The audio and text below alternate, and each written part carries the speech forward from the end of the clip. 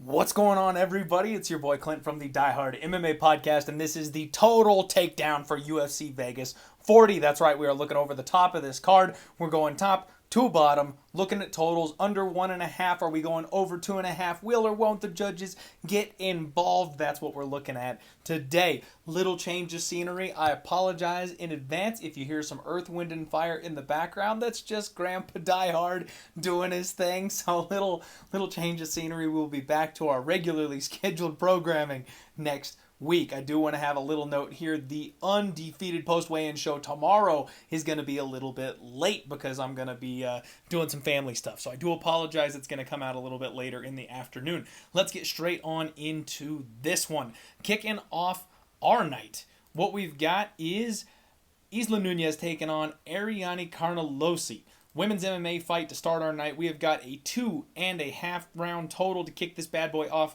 Over 2.5. Juice to minus 200. The under 2.5 is about plus 150, as to be expected. This is an easy over in my opinion. Now, I know Carnelossi is a fighter that a lot of people talk about, that knockout power, that aggression, that physicality, but Nunes is a solid prospect in my opinion. 7-1. She's coming off of a USADA suspension, but the UFC likes her well enough to throw her right into this spot against Carnelossi, who's coming off of one of the most exciting women's MMA fights we've seen all year. So I think they're trying to capture some hype. I think they expect Nunes to rise to this challenge, and she is a slick striker on the feet. If I'm being honest, if this was in the big cage, it would be Nunes all day. I don't know that Carnelossi is going to be able to finish her. I know she can finish pretty much anybody with that big power of hers, but Nunes seems to be the type of fighter that has a high fight IQ, a good solid game plan, and if she plays the Matador, if she sticks and moves and uses that more technical striking, I think she can work her way to a decision, or at least survive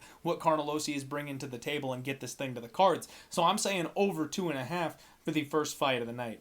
Next up, bantamweight matchup. Danabat Gurel welcomes back my boy Brandon Davis to the UFC. I could not be more excited for this fight. Total here set at 2.5. Over 2.5 is minus 175. The under 2.5 plus 125. What we've got is Danabat Gurel, a guy with an absolute missile of a right hand, who knows how to hurt people, who knows how to punish people, sets up his strikes really, really well.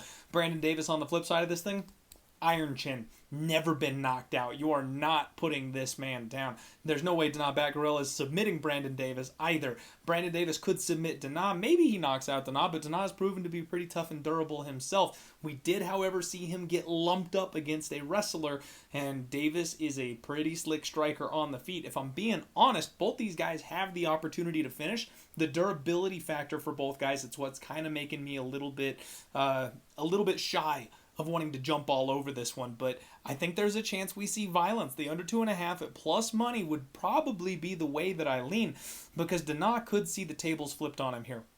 Brandon Davis is way better than people give him credit for, and if Davis slips up, now I know I just talked about his durability, but Gurel hits hard. If he slips up, if he makes a mistake, he could take his first canvas nap ever in his career. So there's a chance for both these guys to finish. If I was going to play this total, I would be looking at under 2.5. Featherweight fight, Nate Landwehr taking on Ludovic Klein. We've got a total set at 1.5. I'm sorry, no, mistake there, 2.5. The over 2.5 is plus 125. The under 2.5 is minus 175. The bookies are seeing violence. If you do, it's scattered a little bit here. The 1.5 is set minus 145 to the over and plus 110 to the under. So let's go with the 1.5. It seems like that one's a little bit more widely available for people. They're kind of expecting violence in this fight. We've talked about it. Nate the Train causes violence in every single one of his fights. He comes, he gets in your face, he gets ready to go, and then he never lets you off the hook. Foot on the gas pedal 1,000%. Word on the street has it he's been training at MMA Masters.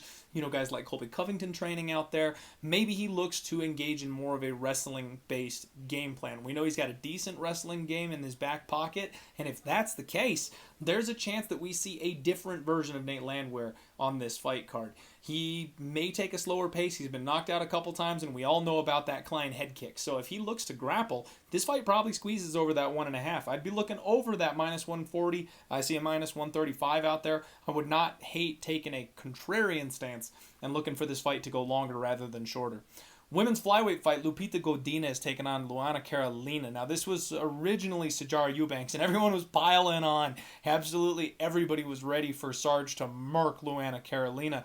And I thought there was an outside shot that Carolina may surprise a few people. But now that Lupita is the one that slides in here in this spot, it's strange for me to say that I think that Sarge was a better matchup for Carolina than Lupita Godinez is. I know that sounds a little bit odd, but that's kind of how I feel about this one.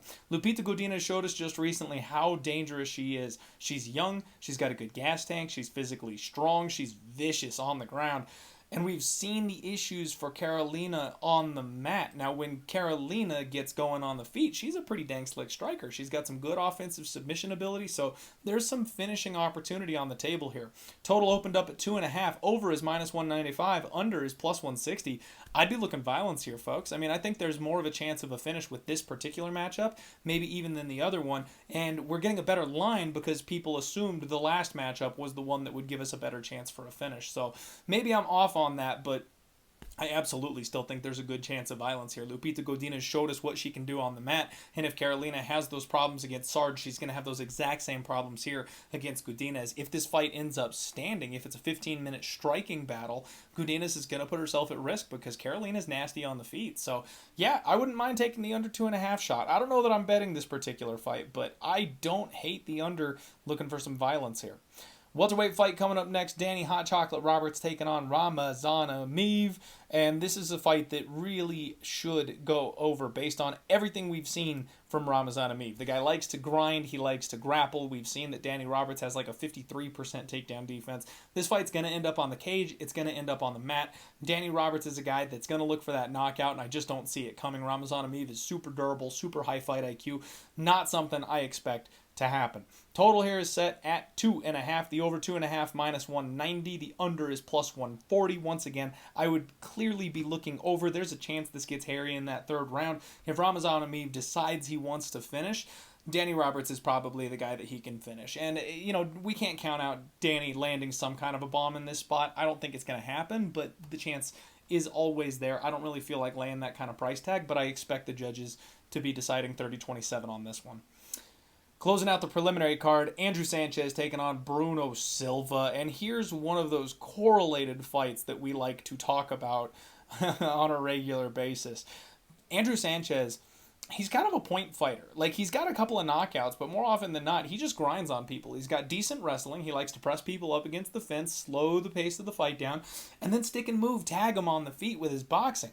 Bruno Silva, on the flip side of this thing, pounds people's faces to mush in the middle of the center of the octagon. He's got big, nasty power. He rips the body with big old power hooks. So if this thing ends, it's probably Bruno doing it. Andrew Sanchez, maybe he's got a chance at finishing this thing. Personally, I don't see it. But if Andrew Sanchez wins, it's more than likely a decision. So if you pick your fighter, you're kind of picking your total. Over 2.5 is +120. Under 2.5 is -150. I am heavily invested in the Bruno side of things on this one, but I do think that finish could come maybe later than people expect it to. So I'm not super excited about that under 2.5 at the -152. I think that Andrew Sanchez is going to struggle with the grappling of Bruno Silva, especially later in the fight, as we've seen his gas tank kind of tick down. I expect it to be a problem for him the later this fight goes, and maybe a third round finish is on the table, which is why I don't really want to gamble with that 2.5, because I'm kind of expecting Bruno to really turn up in the second round and in the third round when he kind of needs to get going, and Andrew Sanchez might even get away with taking that first round on the judges' scorecards by being technical and slick when he's got a full gas tank. So I kind of lean to the under 2.5, but I guess I can't argue that there's some value on that +120 to the over. My pick is going to be under, but I'm definitely not betting that one from a totals perspective. Middleweight fight coming up next. Julian Marquez taking on Jordan Wright. The Cuban Missile Crisis taking on the Beverly Hills Ninja. Fun fight. This one's going to be a blast as long as it lasts. Total set at 1.5. Over 1.5 is +110. The under 1.5 is -135. And you kind of got to go violence here. Jordan Wright just does not react to getting hit well. it's awful. Like, when he gets touched, you know he gets touched. The flip side of that, though, is that he's got such offensive capabilities. It's ridiculous how hard this guy hits. Julian Marquez has been very, very tough, very, very durable throughout his career, but we've seen him rocked. We've seen him hurt. He's been able to dig deep and gut through it and come back and get the win every single time so far, but Jordan Wright's the kind of guy that might just have too much to offer for him, and he may end up taking that loss by finish this time. I don't know. It's a fight that probably only lasts one round, though, so the only way I could look from a betting perspective would be that under 1.5 on the violence. Women's flyweight fight, Manon Fiorot, MMA lock of the night, teaching me how to pronounce French names. Manon taking on Mayra Bueno Silva. And this is such a wild fight. I still am just having a hard time because I'm totally in the Manon camp. I think she's going to be a problem. I think she's a great prospect, but I can't overlook Silva. I think a lot of people are looking by Silva like she's, last week's old newspaper that you wadded up and threw out with the baby's diaper. That's not what she is. She's still a very tough fighter. She's very skilled on the feet.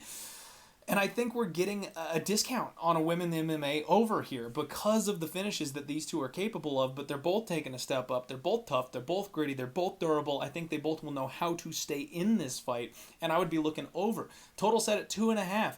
Over 2.5, it looks like money's come in on it. It was minus 125 when we talked on Monday. Minus 150 now to the over 2.5. Under 2.5 looks to be about plus 110.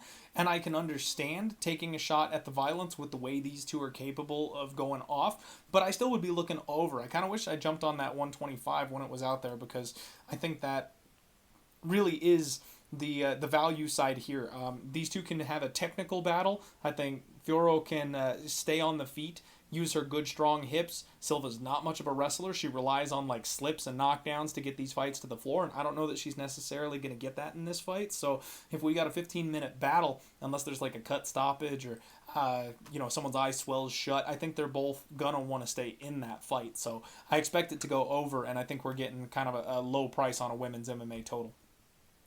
Lightweight fight coming up next, Jim Miller taking on Erick Gonzalez. And if I'm being real, I know we stay away from picking sides on this show and we're supposed to focus on the totals, but this is a remind 'em what's up Jim moment. Like, Jim Miller has so much back class here in this spot when compared to his UFC debutant opponent Erick Gonzalez, who has multiple losses via first round submission on his record. This guy, he's tough, he's mean, he likes to come forward and swing from the hip. He punches hard. He's big. Like, I get everything about Erick Gonzalez, but Jim Miller's exactly the kind of fighter that's going to teach him a lesson when he gets to the UFC. This is a big step up in competition for Erick Gonzalez. And Jim Miller, especially in that first round, is just so nasty. And all it takes is one mistake from Erick Gonzalez to stick his neck out, and Jim is going to capitalize on that in a heartbeat. Total set at 2.5.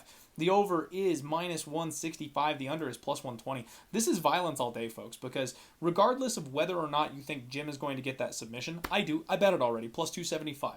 But I think that Erick Gonzalez is the type of fighter that will look for the kill if Jim doesn't get him out of there early. So if Jim doesn't get that round one submission, if he can't take advantage of this kid's greenness in the second round, then Erick Gonzalez is going to hurt Jim Miller on the feet. He's going to use those long, lanky arms. He's going to be winging big power hooks, big bombs, big punches, knees. Like, he's going to do everything he can to kill old man Jim Miller. And if he is old man Jim Miller this week, if he has slowed down a little bit, if he slows down after round one, then he's definitely out there to get killed. So I think the under 2.5 at plus money is definitely the spot for this fight.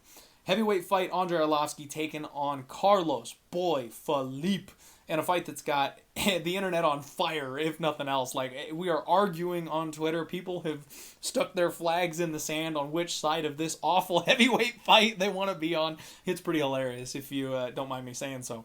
Total set at 2.5. The over is minus 225. The under is plus 165. And it's hard to argue with that over. Carlos Felipe is a guy that doesn't knock anybody out. He's got good, fast hands, good boxing, crisp technique, likes to hit the body. He swings for the fences sometimes, but he's just too small. He can't quite get to people in some cases. Andrei Arlovski is a real heavyweight, big, long, tall, and he is just so risk adverse at this phase of his career. He knows how to protect his chin. He knows how to win a fight on the judges' scorecards. He does just enough to get by, stay safe, keep himself out of trouble, and he's going to have a huge size advantage here in this spot. Experience, size, reach, like all of it. Andrei Arlovski's got everything in his corner for this one. So I don't think Felipe is going to be able to finish Andrei Arlovski. Now, if Andrei decides to grapple with Felipe, which again we haven't seen in years and years and years, I think we're going to have a 15-minute striking match. So it should be a kickboxing fight, relatively low paced. Andrei Arlovski is going to look not to get engaged with too much, not to hurt too much. And if Felipe ends up taking some big shots, we've seen his chin hold up. So I don't think these guys are either of them going down. I'm looking over. Probably not going to bet it because, hey, it's heavyweights and anything can happen. But that minus 225 seems like the spot. Main event time. Aspen Lad taking on Norma Dumont. And we've got a total set at 4.5 for the ladies here. Over 4.5 is minus 125. The under 4.5 looks like minus 110. So slight edge to the over, but the under has been taking a little bit of money. It opened up plus 125 a little earlier in the week, and anybody who sniped that violence bet on the under 4.5, I think probably has the best ticket in their pocket right now for this one. Aspen Ladd is a finisher. She likes to dump people. She goes to work once they're on the ground, and we know, I've talked about it, she's a banshee. She gets on top of you, she screams, she roars, elbows, punches, big ground and pound. She forces the official to step in and pull her off of people. Norma Dumont on the flip side of this, though, she's more of a technical kickboxer. She likes to strike on the feet. She's got good hands. She likes to stay at distance. She likes to have nice, crisp combinations, get in, get out before she gets hit back. So Norma's kind of the over fighter. Ladd is kind of the under fighter. But what we have is a 5-round main event for this one. Norma Dumont was training for Holly Holm. Aspen Ladd coming in here on short notice. Now, I know Ladd is a fighter that we've seen struggle on the scale. She's not going to have that problem because she's up a weight class for this one. The question is, how will her cardio hold up? Because she was training for a 15-minute fight, and that was a week ago. So now she's had a bad cut, she wasn't training for 25 minutes, and she's going to be coming into a main event up a weight class against a bigger, stronger fighter. I don't know how Aspen Ladd is going to hold up in this particular spot. There's a lot of questions that need to be answered. If she comes out and does what she does and manages to get Norma Dumont on the mat, we've seen Norma on her back without much of an answer. So we could get the Aspen Ladd stoppage that a lot of people are looking for in this spot. If Norma Dumont, however, is able to keep this fight on the feet and standing, I have a sinking suspicion that Aspen Ladd's gas tank runs a little bit dry because of the aforementioned issues. Bad weight cut, training for a 15-minute fight, up a weight class on short notice. Those are not good things in a recipe for a fight to go 25 minutes. So I think there's a chance for both ladies to get the finish here in this particular spot. I would be looking at the under 4.5 myself. That's the Total Takedown, folks. You may have noticed new shirt today. We're rocking with the Coyotes' first game of the NHL season. I know I'm an MMA bettor, but NHL is my second love. So good luck on all of your degenerate action this week, folks. I will see you tomorrow for the undefeated post-weigh-in show. Do me a favor, hit that like button, hit that retweet button. We're going to have ourselves another dang good weekend this week. Let's roll.